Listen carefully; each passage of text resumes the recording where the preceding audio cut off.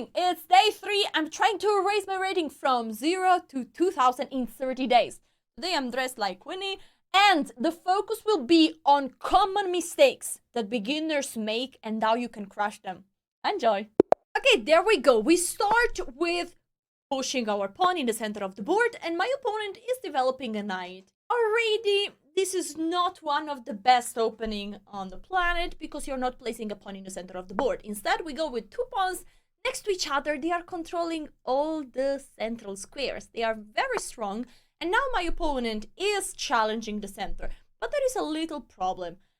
I can now push. I could have taken also, but I will push. And this knight has to move another time. It's forced to do so.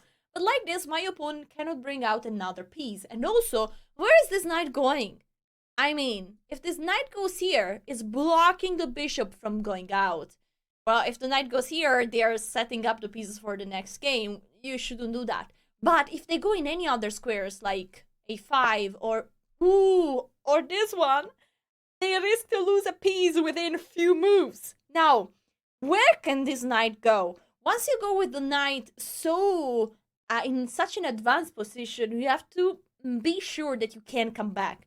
This knight cannot go here, cannot go here, cannot go here, because all these squares are controlled by pawns. Now the knight cannot go there because there is at least the knight, cannot take because it's protected, cannot go here because I take, cannot go there because there is a bishop, cannot go there because there is a pawn at least. The knight can go anywhere. So if I attack it with a piece of less value, I win a piece. That's why I play c3. And this knight is fruki is in danger, I mean. Okay, now I think like chess players love en passant.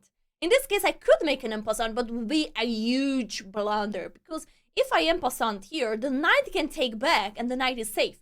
Instead, I have to resist the temptation to take there and to just take the free knight. Now, we have an extra piece, but we didn't win the game yet. Look at our pieces. We didn't develop any of them. It's fine because we won material, and honestly, also my opponent doesn't have any of their remaining pieces out. But now we have to be fast and furious, develop. There we go. Knight out, attacking this pawn. Okay, this is another pawn. This is one mistake that beginners might make in the opening.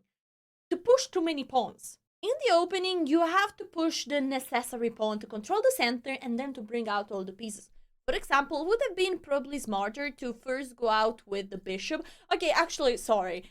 This pawn move actually makes sense because you are protecting there, so all good.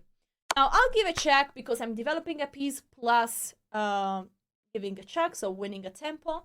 If the pawn could have gone to c6 and I had to move the bishop again, that check is not such a good thing. Instead, like this is quite good. Now, I have an extra piece. So, a good strategy to win the game is trading everything, go to the end game, and win the game. So, trades are good for me, but I want to do a smart move. Queen d3. What I'm doing? I'm protecting my bishop, and I want to show you one mistake that beginners usually make. Oh my god, there was queen a5 actually. Oh my god, I just realized that queen a5... Okay, never mind. Okay, I'll take here, trade, it's better. Oh my god. Okay, we start very well this speedrun. Now we'll castle. The mistake has not been revealed yet. But I will tell you later. Okay, rook into the game. This is... you shouldn't go too out with the rook. You should actually develop your pieces and put your king into safety. Now, I will go out with my knight here because I cannot go there. So this is the next best square. And then maybe I will go with the knight there. Now, there is a king stuck in the middle. So what could be a good plan for the middle game? It could be to open up the center somehow and to exploit the fact that the king is still in the middle. Not sure if we can try to do that. The way to open up the center would be to play the move f4. Doesn't seem so easy to do that. For now, we'll just focus on developing pieces. The queen is attacking this knight, so we have to protect it. How do we do it? With the move b3. We're also ready to go out with this bishop this way And especially in this situation where my opponent wants to go with the fianchetto, this pawn will be very weak. Okay, b5. My opponent really wants to kick my knight away. It makes sense. I have to go back and then develop my bishop and then place a rook on the open file. Okay, my opponent is finally developing his knight. I will also develop my pieces. Now, I have developed everything and I've already castled. So my checklist is nearly completed. Okay, this is a nice development move. Actually, the bishop is much more active here than there. So my opponent is playing actually really well. Now, rooks into the game. The rook is attacking the queen. The queen needs to move and then I can trade the rooks. But there is a problem because this pawn is protected just by the queen, right? And now this queen might be overloaded.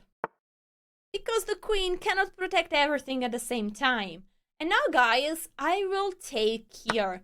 My bishop is stopping the king from castling, because you cannot castle if you pass through a square occupied by one of your opponent pieces. So castle is not possible. And this is a mistake that beginners make.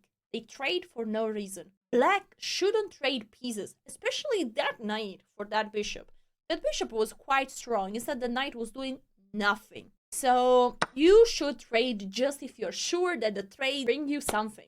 If not, do not trade. Will my opponent also trade the rooks? That would be really bad because with the piece down, you need, this is a very general strategy. If you're down on material, you have to keep as many pieces on the board because percentage-wise, you feel less the lack of a piece. Instead, if you trade lots of pieces, the extra piece that your opponent has makes a difference. For example, in an endgame, with an extra piece and some pawns is quite an easy win. Instead, with in the middle game with still queens and lots of pieces on the board, is still a big fight. Trade to trade is good when you're up on material. Avoid trades when you're down materials. And in general, trade just when it makes sense. Don't trade just for the sake of it. Now, as the king is tackled in the middle of the board, I play the move f4. I told you already the reason of this move. I want to open up the position. Now, if I take here, I lose the rook. So I will first trade. This is a trade that makes sense. It has a clear reason.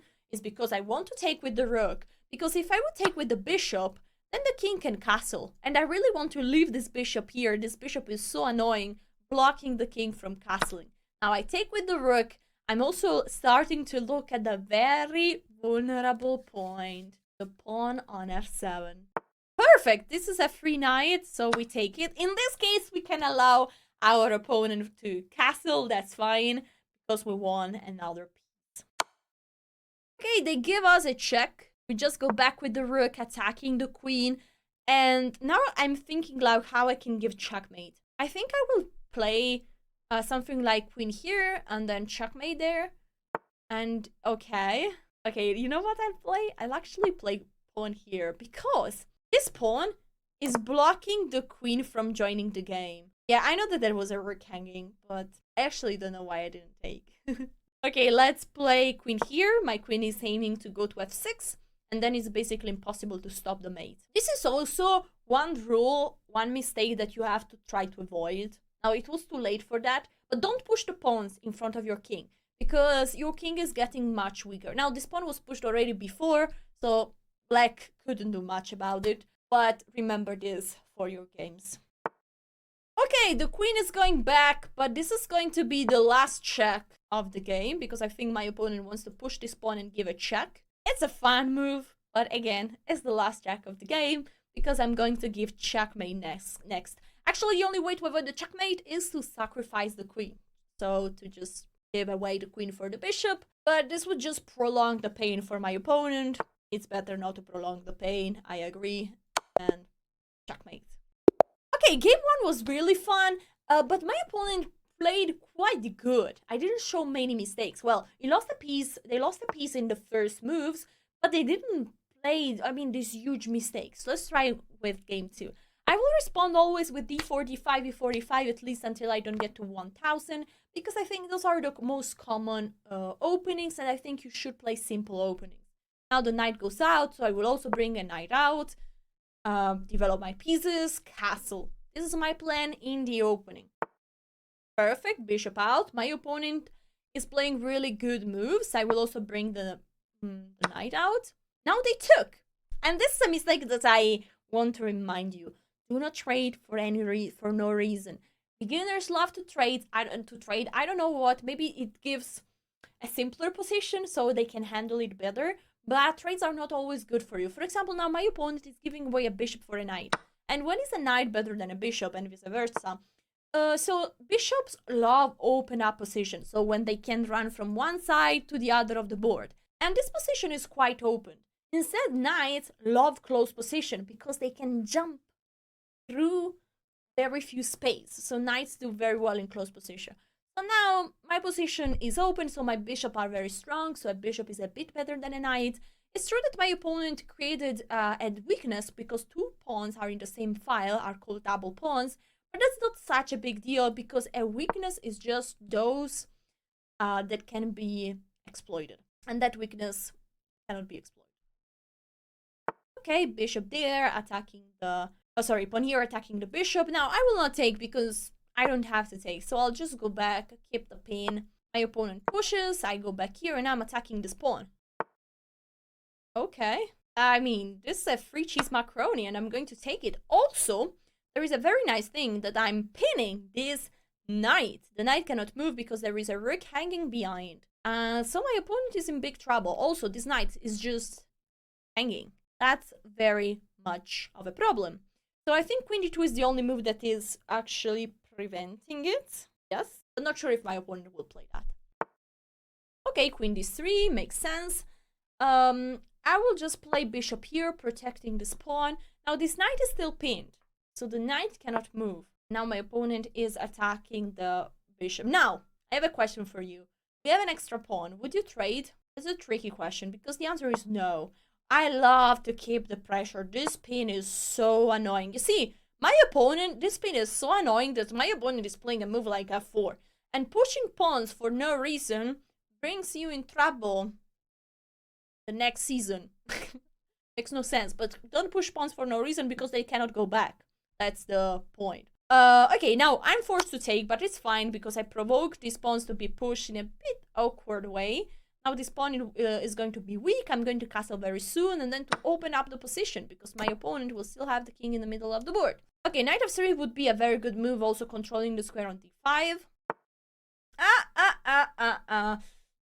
Okay, mistake number, I don't know which number we are. Beginners usually don't develop the pieces in the most effective squares. And the most effective square for this knight is definitely the square on f3. Because once my opponent will be castled, then the rook will be joining the e file and d file. The knight is just better placed on f3 than on e2, most of the cases. So, yeah, that was a mistake. I'll just develop my pieces. These kind of mistakes are also a bit advanced because you don't see, I mean, my opponent is not losing. It's not a blunder, it's not a blunder piece, but these are like cumulative? Yes, they just bring up, they just add up. This is what I wanted to say. So, like, small mistake there, small mistake there, small mistake there, and suddenly you are in a position where you feel like, oh my god, I have no plan. I don't know what to do. I don't know how to bring out my pieces. I don't know how to make a plan. And everything seems weird. So following those instructions can be very useful to get the funny position where you enjoy, you find nice moves, and eventually win the game. Now, this pawn has a bit of pressure, you know, the bishop and the rook are attacking. So I'm considering to develop even with the knight going backwards there. There is also another reason that the knight could go here and attack this pawn. So I quite like this move. Also, what I want to play is to play bishop h3. Because my bishop is blocked by the pawn. Instead, this bishop is attacking. So this bishop is the attacker, the aggressor. My bishop is the defender. So if I trade a strong piece for a piece that is just defending, it's like alpha bishop, beta bishop, it's good. But if I play bishop h3 immediately, I think there is rook takes intermezzo. And my queen is under attack, so I lose a pawn. That's why I will play knight here. I'll first protect this pawn, and then I will try to trade the beta bishop for the alpha bishop. Okay, so d4 is attacking this pony. Now, let's count the pieces. So, my opponent is attacking 1, 2, 3, and I'm protecting with 1, 2, 3. So, it should be all right. That's why I will play this. It's true that I'm basically removing a defensor, but I'm going to trade it with an attacker, so it should be fine. Now, I missed a little thing, but in the complication, I have good tactics. So, after bishop takes, queen takes, I remove a second defensor, meaning that this pawn will be attacked twice and is protected just once. But after pawn takes, I still have the move knight takes d5. I sacrifice a knight because after rook takes, I take with my rook the knight. I don't know if you could follow all this, but my opponent shouldn't take there. Or at least like they can take, but they don't win a pawn. Alright, they took there actually, but now I'm taking. The king has to take, and then I go with my knight. Oh, in an ultra good square.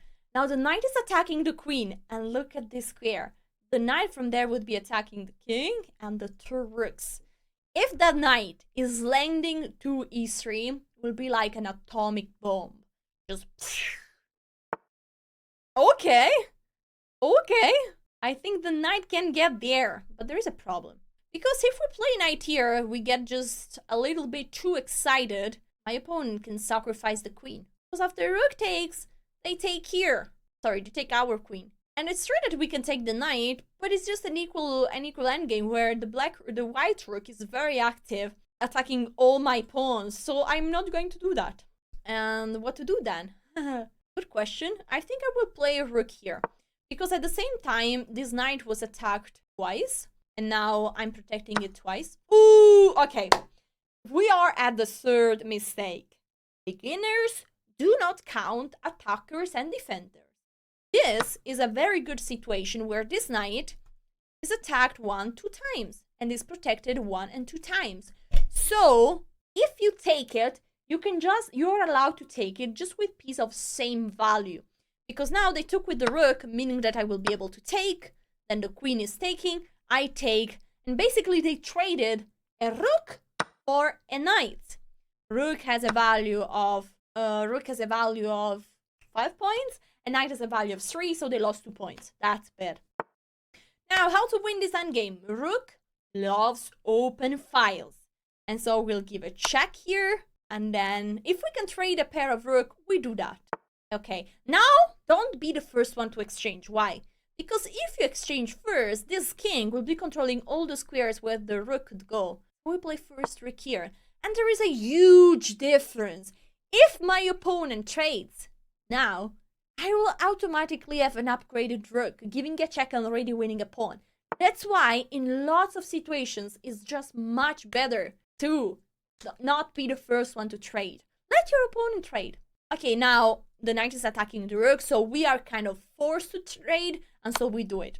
Now, one of the mistakes that beginners make is to undervalue the role of the king in the endgame. When there are few pieces and the king cannot get checkmated easily, you have to go out with the king. Bring your king to the party. The king has to join. So now I will play king f8. I'll let this king join the party. Yes. And let's avoid forks with the knight. And we have to bring the king. If not, we don't win this endgame. We can't win this. Because every time we attack a pawn, the knight will be protecting it. And so we don't really push over. Okay, this pawn push is a mistake. Because every time you push the pawn, remember, they don't go backwards. And they leave some square unprotected. For example, now my rook can go here, can slide here, attacking this pawn. Before, this was not possible. So every time, be careful about pushing pawns. This is a very, very common mistake. Now, I will go with the rook here. I'm attacking this pawn again. And you see how hard it is for my opponent to protect everything.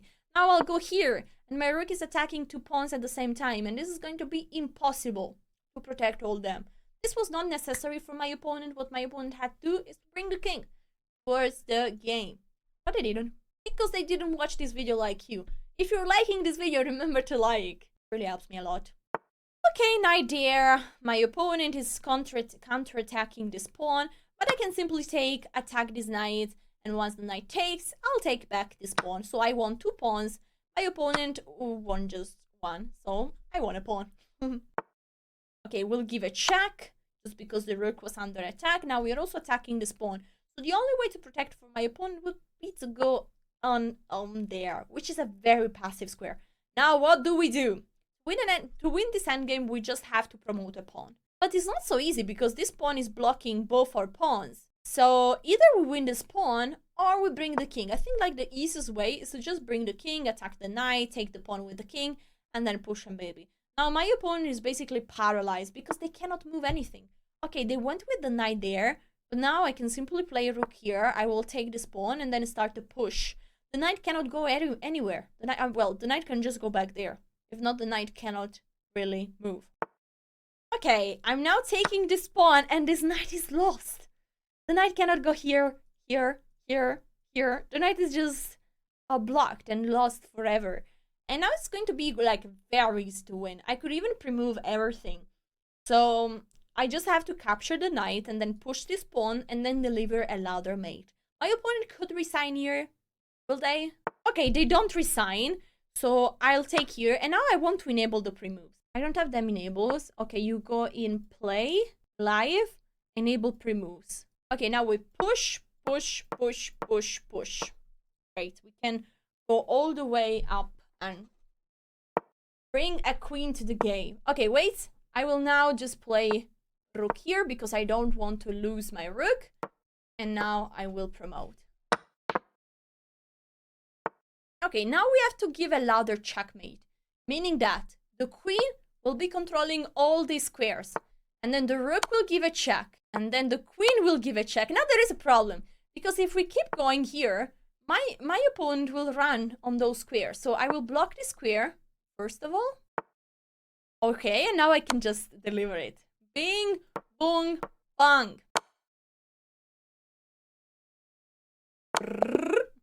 Checkmate! Alright guys, let's play one last game. I have still one or two mistakes that I have to reveal. Let's see if I can make my opponent bribe my opponent into making those mistakes. Okay, we go with the knight out. We are attacking a pawn. Okay, they develop. And now I'll take here. I love this tactic. Because I'm sacrificing a knight, but now I'm doing a nice fork. Bishop and knight are both under attack, so I'm winning back the piece. And usually the best way to defend this is to play bishop d3, which looks a weird move, but like this, after pawn takes, bishop takes, you still have the two bishops. In an open position, bishops are good. Instead, most players are just taking here with the bishop, so I can bring out the queen. I'm attacking this knight, this pawn behind is also weak. So usually it runs into problems very quickly. Now my opponent went back with the bishop, meaning that I can take here and I just won a pawn. We have mistake number, I don't remember which number it was. Don't bring the queen out too early. It's true, my opponent is threatening mate. I know. But this queen will just be vulnerable there. Now, I will protect the mate. It's a bit sad that the only way to protect the checkmate is by bringing out my own queen, because I need to protect this pawn at the same time. So this queen is multitasking. But my queen is very close to my pieces. Instead, this queen is very far away. I could attack it with the pawn to prepare a fianchetto. And basically, every time you attack the queen with a knight, with a bishop, with a pawn, whatever, you win tempos. The queen has to move one more time. And oh my god, is the queen just lost? Well, that's a perfect example. The queen cannot go there because would be taken. The queen cannot go there, cannot go there, cannot go there, cannot go there because there is the bishop. Attention, cannot go there, cannot go there. The queen is lost. F3 was a big blunder. But that's why you don't have to do the mistake to bring the queen out too early. It's a tricky move to bring the queen to h5, h4. You can try for fun, but it's a bad move. Alright, this is a check. It's just to prolong the pain. I have to be careful. This is actually tricky because if I protect with the knight here, now the queen can go in other squares. So either I play knight here, sorry, knight c6, or I play pawns to c6. I think it doesn't really matter, so I will go with the knight here just because I'm developing a piece. And it's true, my opponent could take, but I just take with the pawn. The situation stays the same, and the queen is trapped. Okay, now the queen went there, and my bishop is doing... Hope you like the sound effect. How to win with an extra queen. Rule number 1, do not relax. I swear. Okay, you can relax now. Hope you enjoyed these tips and games. Remember to like and subscribe. It really helps me a lot. You might want to check out day 2. And guys, I'll see you tomorrow for day 4 of this challenge. Thank you so much for watching. Bye.